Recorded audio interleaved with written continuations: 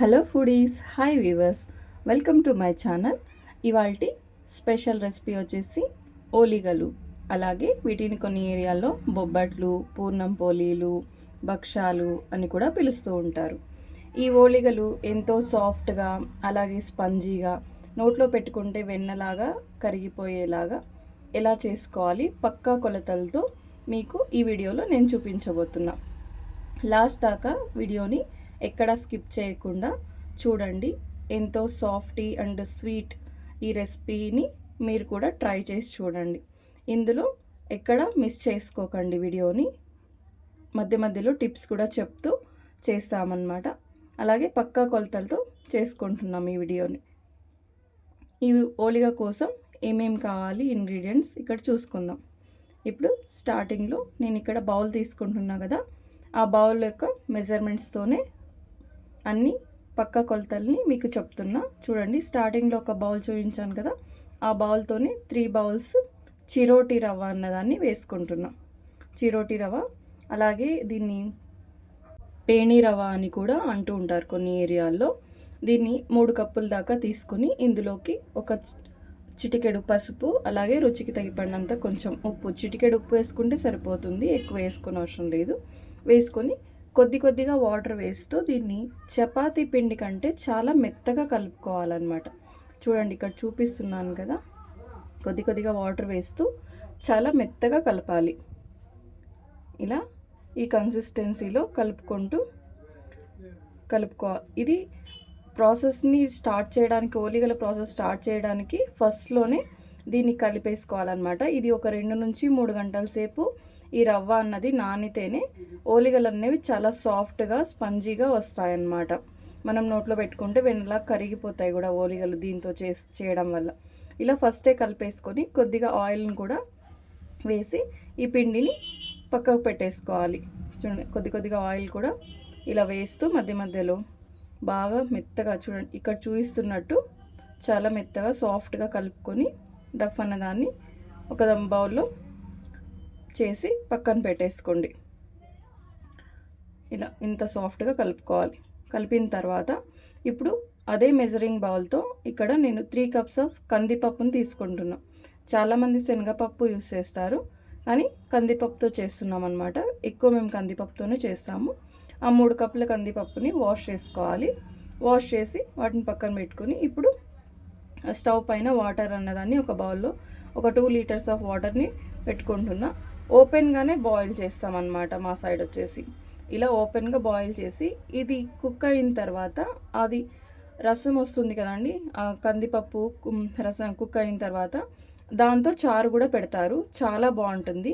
ఆ చారుని ఎలా చేసుకోవాలనేది నేను నెక్స్ట్ వీడియోలో మీకు చేసి కూడా చూపిస్తాను.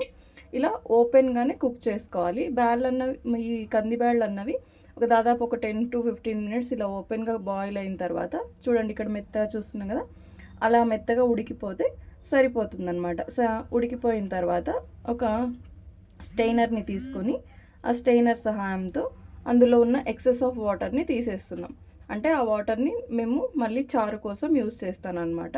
అందుకని ఆ వాటర్ని తీసుకొని ఇప్పుడు ఇక్కడ చేసుకున్న మెత్తగా ఉడికిపోయాయి కదా, ఆ బ్యాళ్ళలోకి 3 కప్పుల కంది బ్యాళ్ళు వేస్తాం కదా, అలాగే 3 కప్పుల బెల్లం తురుము కూడా వేసుకోవాలి. బెల్లం దంచైనా వేసుకోండి, లేకపోతే ఇలా తురిమైనా వేసుకొని ఒక 5 నుంచి 10 దాకా యాలకుల్ని కూడా బాగా దంచి ఈ పౌడర్ని కూడా ఆ కందిబ్యాళ్ళు బెల్లం వేసుకున్నాం కదా, ఆ మిశ్రమంలోకి వేసుకోవాలి.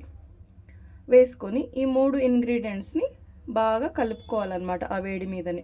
కలిపేసుకొని ఇప్పుడు మళ్ళీ లో ఫ్లేమ్లో, సిమ్లో పెట్టుకోండి, హై ఫ్లేమ్ పెట్టుకోకండి, ఎందుకంటే ఇది గట్టిగా ఉంటుంది కాబట్టి అడుగంటిపోతుంది.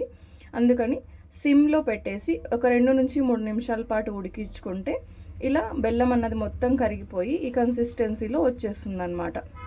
ఇప్పుడు దీన్ని తీసి కాసేపు పక్కన పెట్టేసుకుంటే చల్లారిపోతుంది.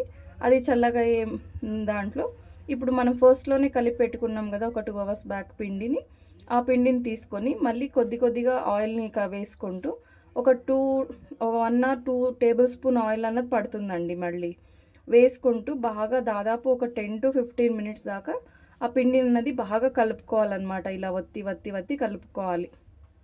అలా కలుపుకుంటేనే ఓలిగలు అన్నవి బాగా సాఫ్ట్గా వస్తాయన్నమాట.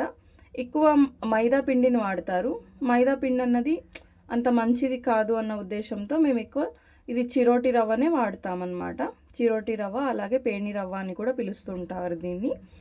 ఈ రవ్వతో చేస్తే చాలా సాఫ్ట్గా ఉంటాయి. మైదాతో చేస్తే అప్పుడప్పుడు అవి ఎండిపోతాయి అన్నమాట, అప్పటికప్పుడు తినకపోతే.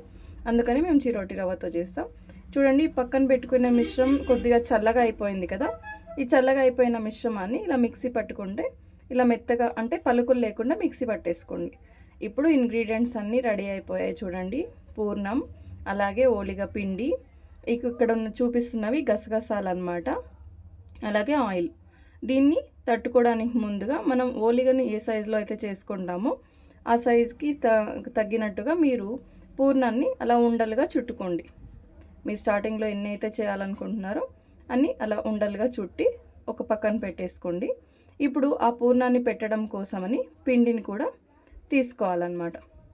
ఆయిల్ అంటించి కొద్దిగా బటర్ పేపర్ని తీసుకొని, ఓలిగ పేపర్ అంటాం దీన్ని మేము, ఆ ఓలిగ పేపర్ని తీసుకొని దానిపైన పిండి అన్నదాన్ని ఉంచి అలా ఇక్కడ చూపిస్తున్నట్టు మిశ్రమాన్ని కొంచెం అలా పెద్దగా చపాతీలాగా తట్టుకోండి.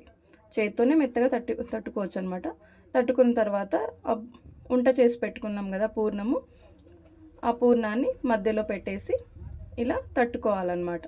తట్టేటప్పుడు మధ్యలో గసగసాలు చూపిస్తున్నాను కదా, ఆ గసగసాలని కూడా వేస్తే టేస్ట్ అన్నది ఇంకా చాలా బాగుంటుందన్నమాట. గసగసాలు అన్నవి వేసి తట్టుకుంటే ఓలిగలు ఇంకా ఈ ఓలిగ టేస్ట్ అన్నది ఇంకా బాగా ఎన్హాన్స్ అవుతుందన్నమాట అవి వేయడం వల్ల. గసగసాలని చేతికి మధ్య మధ్యలో అలా అంటించుకుంటూ ఓలిగని ఇలా పెద్దగా తట్టేసుకోవాలి. ఇప్పుడు పైన పెట్టేసుకున్నాం కదా, అది వేడెక్కింది. దానిపైన కొద్దిగా ఆయిల్ వేసి అది వేడెక్కిన తర్వాత పెనం మొత్తం ఆయిల్ స్ప్రెడ్ చేసి ఇప్పుడు తట్టుకున్న ఓలిగని ఇందులోకి వేస్తున్నాను. ఇలా వేసుకున్న తర్వాత జస్ట్ ఒక 1 or 2 seconds వదిలి ఇలా పైన దీంతో అంటూ మొత్తం అది వేగాలి, కొంచెం వేడి అవ్వాలన్నమాట. వేడైన తర్వాత ఓలిగ పేపర్ని నెమ్మదిగా ఇలా తీసేస్తే ఓలిగ అన్నది అలా పెనం మీద ఉంటుందన్నమాట. దానిపైన కూడా కొద్దిగా ఆయిల్ వేసుకోవాలి. ఆయిల్ వేసుకొని జస్ట్ 1 minute or 2 minutes లోపలనే అయిపోతుందన్నమాట ఈ ఓలిగ అన్నది. ఎక్కువసేపు కూడా కాలాల్సిన అవసరం లేదు. So 1 or 2 minutesలో వేగిపోతుంది. చూసుకొని మళ్ళీ ఫ్లిప్ చేసుకోవాలి. ఫ్లిప్ చేసిన దానిపైన ఇంకొక టేబుల్ స్పూన్ అవసరం లేదు, టీ స్పూన్ దాకా గీ అన్నదాన్ని వేసుకొని ఇంకొక 30 seconds దాకా వేడి చేసుకోండి. ఒక 30 seconds వేడి చేసేస్తే మనకి ఎంతో ఇష్టమైన ఈ ఓలిగలు రెడీ. అలాగే వీటిని బొబ్బట్లు, పూర్ణం బూరెలు కాదు, పూర్ణం పోలీలు అంటారంట, అలాగే భక్షాలు అంటారు. మా సైడ్ అయితే ఓలిగలనే అంటాం. ఎంతో ఇష్టమైన ఓలిగ అన్నది రెడీ అయిపోయింది.